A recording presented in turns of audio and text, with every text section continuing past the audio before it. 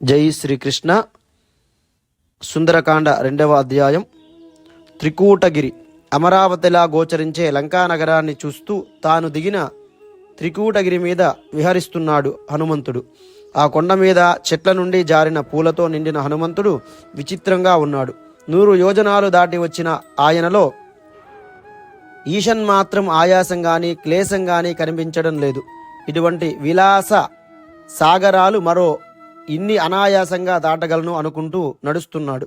పచ్చిక బయళ్లతో సుగంధభరిత పుష్పాలతో నిండిన లతలతో అల్లుకున్న వృక్ష సంతతులతో నిండిన వనాలు చూశాడు. దట్టంగా అలుముకున్న వృక్షాలు నిండిన చోట పర్వతం అంతా వృక్షగిరిలా కనిపించింది. ఆ గిరి శిఖరం మీద ఉన్నది లంకానగరం. అంతటా దేవదారవులు, కర్ణికారాలు, ఖర్జూరాలు, కరవీర కుంకుమ దేవకాంచనాలు, ఏపుగా పెరిగిన ఏడాకుల అరటి, విరబూసిన వేగిస వావిలి అలా తిరుగుతున్నాడు. వాటి కొమ్మలు కొన్ని పూలు బరువుతో వంగుతూ ఉన్నాయి. అంతటా వివిధ జాతుల పక్షులు, కలస్వనాలు, అక్కడక్కడ దిగుడు బావులు, విశాల సరోవరాలు, వాటి నిండా కమలాలు, కలువలు, కలహంసనాదులు. లంకానగరాన్ని సమీపిస్తున్నాడు. చుట్టూ పెద్ద కందకం నిండా రకరకాల పూలతో ఆభరణాలతో కొన్ని చుట్టూ బంగారు కాంతులలే ప్రాకారం. కామరూపధారులైన రాక్షసులు కనురెప్ప వేయకుండా కాపలా కాస్తున్నారు. వందలాది రుజువులపై పతాకాలు, బంగారు లతా తోరణాలు, శరత్కాల మేఘాల వలె విశాలమైన భవనాలు. విశ్వకర్మ నిర్మించిన ఆ లంకానగరం త్రికూటగిరి శిఖరం మీద అలరారు తీరు చూస్తుంటే ఆకాశంలో తేలుతున్నట్టనిపించింది. ప్రాకారమే కడిస్థలంగా, కందకాలంలోని నీరే చీనాంబరంగా, కోట గోడల మీద శత్రుఘ్నులు, శూలాలు కేశపాసంగా, రుజువులే ఆభరణాలుగా వెలిగే ఆ నగరాన్ని విశ్వకర్మ మనస్సంకల్పంతో అవతరింపజేసినట్లున్నాడు అనిపించింది. దానిలో భవనాలు ఆకాశాన్నంటుతున్నాయి. ఒకనాడు కుబేరుని రాజధాని అది. ఖడ్గ శూలపాను లయిన రాక్షసుల వీరలు తమ వాడి కోరలతో అటూ ఇటూ నడుస్తుంటే నాలుకలు చాచి క్రోడెతాచులే కదులుతున్నట్లనిపించింది. అలా ఆ నగర ప్రాకార రక్షణ విధానాన్ని చూస్తూ హనుమంతుడు ఈ లంకలో అడుగు పెట్టడం అసాధ్యం. పెట్టినా దుర్భేద్యమైన దీనిని స్వాధీనం చేసుకోవడం మరీ కష్టం. ఈ రాక్షసులు సామ మార్గాన మాటలతో లొంగరు. దానం ఇక్కడ పని చెయ్యదు. భేదం అసలే వ్యర్థపదం. ఇంకా యుద్ధమే శరణ్యం అయితే వానర యోధులలో సుగ్రీవునితో పాటు అంగదుడు, నీలుడు మాత్రమే సముద్రం దాటి ఇక్కడికి రాగలరు. మిగిలిన వాళ్ళందరూ కాలు పెట్టలేరు అనుకుంటూ కొంతసేపు తిరిగి ఇంతకు సీతాదేవి ఇంతకాలం ఇక్కడ జీవించి ఉన్నదో లేదో చూడాలి. అప్పుడు అనంతర కర్తవ్యం ఆలోచించాలి. అయితే ఈ విశాల దేహంతో నేను లంకలో తిరగడం మంచిది కాదు. ఈ క్రూర రాక్షసగణం కంటబడకుండా అన్వేషించాలి. దేశకాల పరిజ్ఞానం లేని దూతల వల్ల సర్వము వినాశనమే ప్రాప్తిస్తుంది. కనుక ఈ నగరంలో జాగరూకంగా సాగాలి. నా అంతవాడు లేడు అనుకునే దూతకు అంతరార్థ పరిజ్ఞానం ఉండదు. అటువంటి అవలక్షణం నాకు లేదు. ఆ గర్వం దరిచేరితే సర్వం వ్యర్థమే. ఇప్పుడు నేను రాక్షస రూపంతో తిరిగినా వీరు పసిగట్టగలరు. ఈ నగర రక్షణ విధానం చూస్తుంటే గాలి కూడా వీరికి తెలియకుండా కదలదని వీలు లేనట్లుంది. ఇప్పుడింక ఒకటే దారి. నేను బాగా చిన్న శరీరంతో రాత్రిపూటనే ఈ నగరమంతా తిరగాలి అనుకుంటున్నాడు. సూర్యుడు అస్తమించాడు. హనుమంతుడు పిల్ల అంత అయ్యాడు. లంకా నగరం వైపు సాగుతున్నాడు. రజత కాంతులు, సువర్ణ శోభలు, మాణిక్య దీప్తులు, వీటితో అలరాలే 8 అంతస్తుల భవనాలు, రంగురంగుల కాంతులనే నవరత్నాలు, గవాక్షాలు, ఊహకందని వైభవంతో ఉన్న ఆ నగర అద్భుతంగా ఉంది. ఆ నగరం అటువంటి లోకోత్తరమైన నగరాన్ని చూచిన సంతోషం, రామపత్ని ఎలా చూడడం, ఎక్కడ ఉంది ఆవిడ అనే విచారం. అంతలో ఆయన యత్నానికి తోడుపడడానికి అన్నట్లు చంద్రుడు ఉదయించి పైకి వస్తున్నాడు.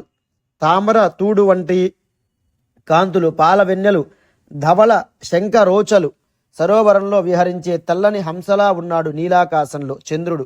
లంకిని తాం రత్న వసనోపేతాం గోష్ఠాగార వతంసికాం యత్రాగార స్తనీమృదాం ప్రమదమివ భూషితాం. మేఘం వలె వేలాడుతున్న శిఖరాలు, లంబ పర్వతం మీదగా లంకానగరంలో అడుగు పెడుతున్నాడు ధీమంతుడైన హనుమంతుడు.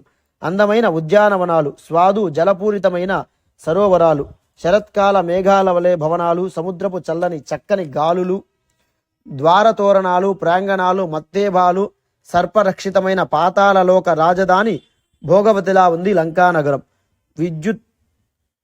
విద్యుల్లతలు నిండిన మేఘాలు, కాంతివంతమైన చండమారురంతో అలరాలే అమరావతిలా ఉంది.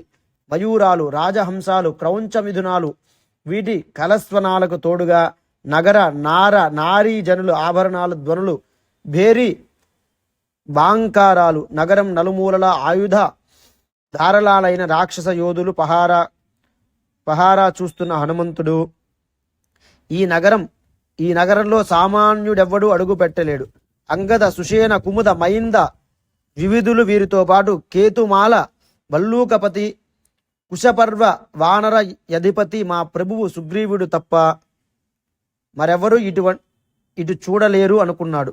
ఆ సమయంలో రామలక్ష్మణుల పరాక్రమం శృతికి వచ్చి హనుమంతునికి ఆనందం కలిగింది. చూస్తున్నాడు హనుమంతుడు. రత్నకాంతుల వల్లే ఆచ్ఛాదన వస్త్రంగా, గోశాలలే భూషణాలుగా, యంత్రాగారాలే ఉన్నత వక్షోజాలుగా అలంకరించుకున్నట్లంటి లంకానగర నారీరత్నం నగర గృహాలలోని దీపకాంతుల వల్ల లంకలో చీకటి అనేది లేకుండా పోయింది. అప్పటి లంకానగరాది దేవత వికృతాకారంతో హనుమంతునికి ఎదుట నిలిచి గర్జించింది. ఇక్కడెందుకు వచ్చావు? నీ పేరేమిటి? లంకలో అడుగు పెట్టడం నీ తరం కాదు. ముందు నీ ప్రాణాలు పోయేలోగా నీ వ్యవహారం ఏమిటో చెప్పు అంది. హనుమ, ఈ వికృత నేత్రాలు పురద్వారంలోనే ఉన్న నువ్వెవరవు? ఎందుకింత అట్టహాసం చేసి భయపెడుతున్నావు? నీకెదేమిటి అని అంది. అప్పుడు లంకిని, మహాత్ముడైన ఈ రాక్షసేశ్వరుని ఆజ్ఞానుసారం లంకా నగర రక్షణ చేస్తున్నాను. నన్ను కన్ను గప్పి లంకలో అడుగు పెట్టడం ఎవరి తరం కాదు. సిద్ధంగా ఉండు, నీ ప్రాణాలు విహరిస్తున్నాను. అప్పుడు హనుమంతుడు, ఈ విశాల ప్రాకార ద్వార తోరణాలతో అలరాలే లంకానగరాన్ని చూడాలనే కుతూహలంతో వచ్చాను. ఈ ఉద్యానవనాలు, చిన్ని అడవులు, పెద్ద పెద్ద భవనాలు చూసి పోవాలనిపించింది. అప్పుడు లంకిని, ఓరి దుర్బుద్ధి వానరాధమ, నా అనుమతి లేకుండా ఈ నగరం చూడగలవా? అప్పుడు హనుమ, అమ్మాయి, నగరం చూస్తాను, చూసి వచ్చిన దారినే వెళతాను. ఆ ధోరణి లంకినికి నచ్చలేదు. తన అరచేయి విప్పి గుండె మీద చరిచింది. ఆ పిడి దెబ్బకు హనుమంతుడి ఒక్క అరుపు అరిచాడు. ఉత్తర క్షణంలోనే ఎడమ పిడికిలి బిగించి ఒక్క పోటు పొడిచాడు. ఆ పోటుకే లంకిని అవయవాలు పట్లు తప్పి కళ్ళు తేల వైచి నేల మీద వాలింది. ఆయనకు జాలి కలిగింది. అంతలోనే లంకిని గద్గద స్వరంతో, ఓ మహాపరాక్రమ సంపన్నుడా, రక్షించు, బలధైర్యాలు కలవారు నియమవ్రత పరాయణులకు ఎరుగుదురు. నేనీ లంకా నగరాది దేవతను. నన్ను నువ్వు ఓడించావు, నీకింక తిరుగులేదు. ఇది బ్రహ్మవాక్కు. ఒకానొక వానరుడు నిన్ను జయిస్తాడు. నాటితో లంకానగర వాసులకు భద్రం లేదని గుర్తించుకో అన్నాడు ఒకప్పుడు స్వయంభూ బ్రహ్మ. అది నిజం. సీతాదేవి కారణంగా ఈ రాక్షస వంశానికి నాశనం సమీపించింది. నువ్వు నిశ్చితంగా ఈ నగరంలో ప్రవేశించు, కర్తవ్యం నిర్వర్తించుకొని వెళ్ళు, స్వేచ్ఛగా సీతాన్వేషణ కొనసాగించు. జై శ్రీకృష్ణ.